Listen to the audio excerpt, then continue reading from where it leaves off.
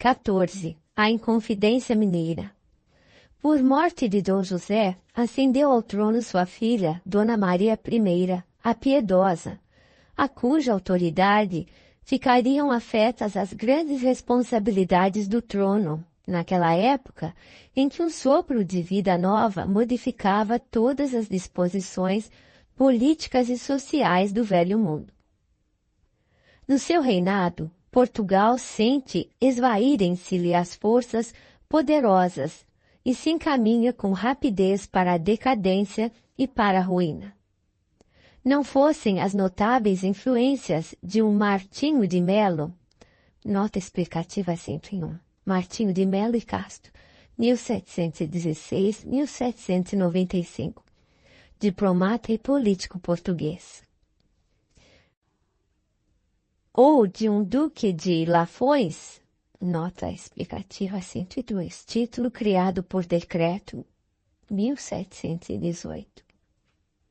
Talvez fosse ainda mais desastroso o reinado de Dona Maria, escravizada ao fanatismo do tempo e às opiniões de seus confessores.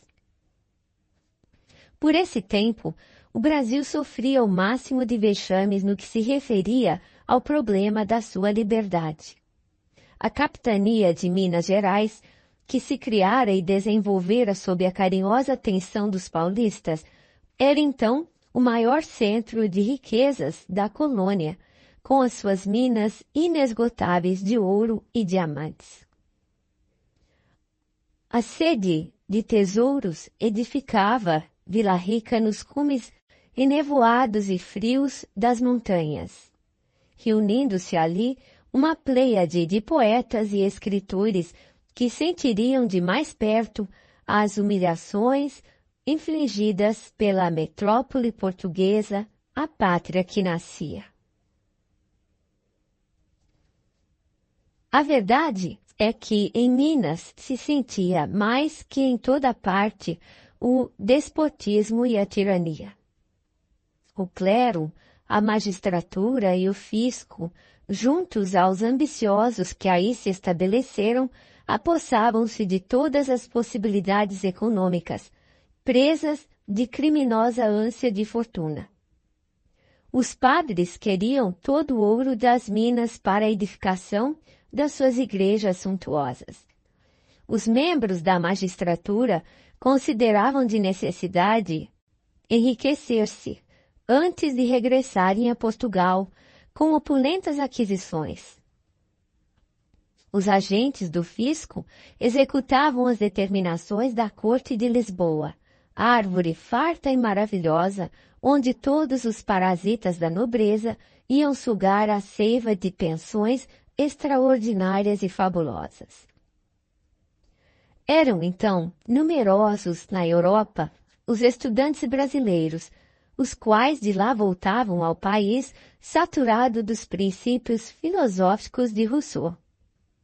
Nota explicativa 103. Jean-Jacques Rousseau, 1712-1778. Escritor e filósofo suíço. E dos enciclopedistas. A independência da América do Norte e a Constituição Democrática de Filadélfia animam aqueles espíritos insulados nas montanhas distantes. Por toda a capitania mais rica da colônia, desdobram-se quadros dolorosos da miséria do povo, esmagado pelos impostos de toda a natureza. As coletividades de trabalhadores, conduzidas à ruína pelo malogro das minerações, não conseguiriam suportar por mais tempo semelhantes vexames. Em Minas, porém, uma elite de brasileiros considera a gravidade da situação.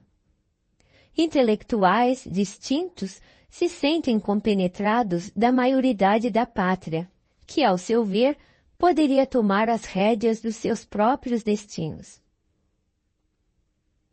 Iniciam-se os esboços da conspiração.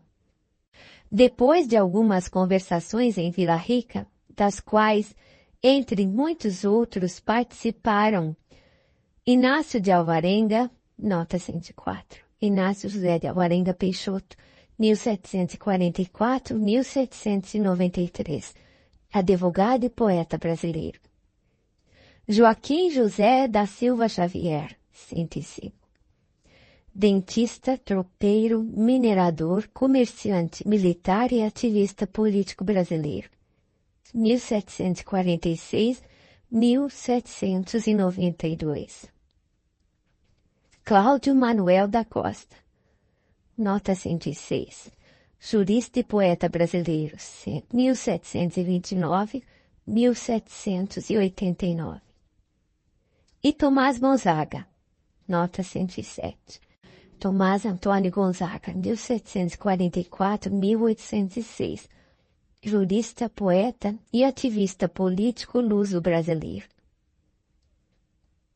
Conversações em que foram adotadas as primeiras providências. A infiltração das ideias literárias começou a fazer-se por intermédio de todos os elementos da capitania, do que ela possuía de mais representativo. José Joaquim de Maia, nota 108. José Joaquim de Maia e Barbalho, 1757-1788, também conhecido pelo pseudônimo Vendeck. É enviado à Europa para sondar o pensamento de Jefferson, embaixador da América do Norte em Paris, e angariar a simpatia dos brasileiros espalhados no Velho Mundo para o movimento libertador. Outros estudantes apaixonados pela emancipação da colônia, os conspiradores, mandam a São Paulo e a Pernambuco, que formavam os dois centros mais importantes do país, com o objetivo de conquistar a adesão de ambos ao movimento. Todavia, nem Joaquim da Maia conseguiu o auxílio de Jefferson, nota 109. Thomas Jefferson, 1743-1826, foi o terceiro presidente dos Estados Unidos, que apenas chegou a se interessar moralmente pelo projeto. Nem os seus companheiros obtiveram o compromisso formal das capitanias mencionadas para se articular o movimento revolucionário. Pernambuco estava refazendo as suas economias depois das lutas penosas de Recife e Olinda. E São Paulo se encontrava desiludido depois da Guerra dos Emboabas, na qual, muitas vezes, fora vítima da felonia e da traição. A conjuração de Minas, contudo, prossegue na propaganda sem esmorecimentos. Embriagados pela concepção da liberdade política, mas dentro dos seus triunfos literários, afastados das realidades práticas da vida comum, os intelectuais mineiros não descansaram. Idealizaram a República, organizaram seus símbolos, multiplicaram prosélitos das suas ideias de liberdade. Porém, no momento psicológico da ação, os delatores, a cuja frente se encontrava a personalidade de Silvério dos Reis, nota explicativa 110. Joaquim Silvério dos Reis Montenegro, Leiria Brutes, 1576-1819. Português de Leiria, levaram todo o plano ao Visconde de Barbacena, então governador de Minas Gerais. O governador age com prudência, a fim de sufocar a rebelião nas suas origens, e expedindo informes para que o vice-rei Luís de Vasconcelos, nota 111, Luís de Vasconcelos e Souza, 1742-1809, efetuasse a prisão do Tiradentes no Rio de Janeiro. Prende todos os elementos da conspiração em Vila Rica, depois de avisar secretamente aos seus amigos do peito, simpatizantes da conjuração, quanto à adoção de tais providências para que não fossem igualmente implicados. Aberta a devassa e terminado o vagaroso processo, são condenados à morte todos os chefes já presos.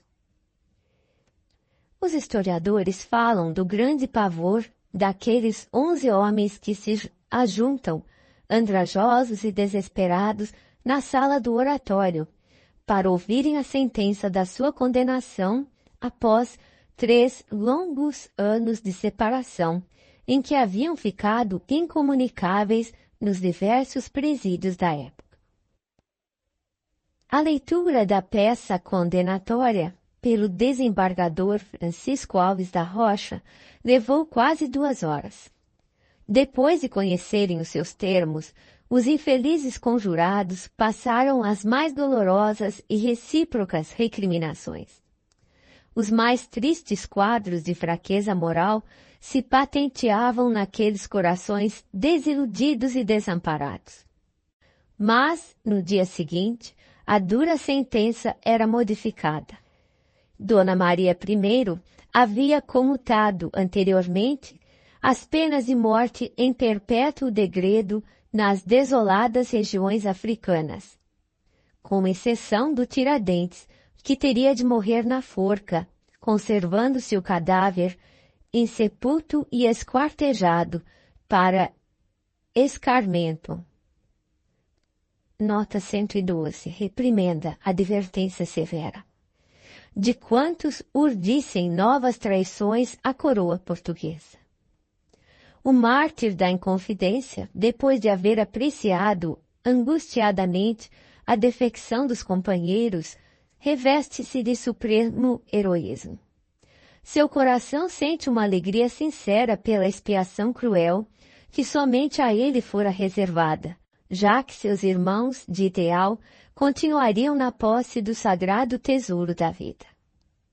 As falanges de Ismael lhe cercam a alma leal e forte, inundando-a de santas consolações. Tiradentes entrega o espírito a Deus nos suplícios da forca a 21 de abril de 1792. Um arrepio de aflitiva ansiedade percorre a multidão no instante em que o seu corpo balança pendente nas traves do cadafalso no campo da Lampadosa. Mas, nesse momento, Ismael recebia em seus braços carinhosos e fraternais a alma edificada do mártir. Irmão querido, exclama ele, resgatas hoje os delitos cruéis que cometeste quando te ocupavas o nefando mistério de inquisidor nos tempos passados. Redimiste o pretérito obscuro e criminoso com as lágrimas do teu sacrifício em favor da pátria do Evangelho de Jesus. Passarás a ser um símbolo para a posteridade, com o teu heroísmo, resignado nos sofrimentos purificadores. Qual novo gênio surges para espargir bênçãos sobre a terra do Cruzeiro em todos os séculos do seu futuro. Regozija-te no Senhor pelo desfecho dos teus sonhos de liberdade, porque cada um será justiçado de acordo com as suas obras. Se o Brasil se aproxima da sua maioridade como nação, ao influxo do amor divino, será o próprio Portugal quem virá trazer até ele todos os elementos da sua emancipação política, sem o êxito incerto das revoluções feitas à custa do sangue fraterno. Para multiplicar os órfãos e as viúvas na face sombria da terra. Um sulco luminoso desenhou-se nos espaços a passagem das gloriosas entidades que vieram acompanhar o espírito iluminado do mártir, que não chegou a contemplar o hediondo espetáculo do esquartejamento. Daí a alguns dias, a piedosa rainha portuguesa enlouquecia, ferida de morte na sua consciência pelos remorsos pungentes que a dilaceravam, e, consoante as profecias de Ismael, daí a alguns anos era o próprio Portugal que vinha trazer com D. João VI a independência do Brasil, sem o sucesso duvidoso das revoluções fratricidas, cujos resultados invariáveis são sempre a multiplicação dos sofrimentos das criaturas, dilaceradas pelas provações e pelas dores, entre as pesadas sombras da vida terrestre.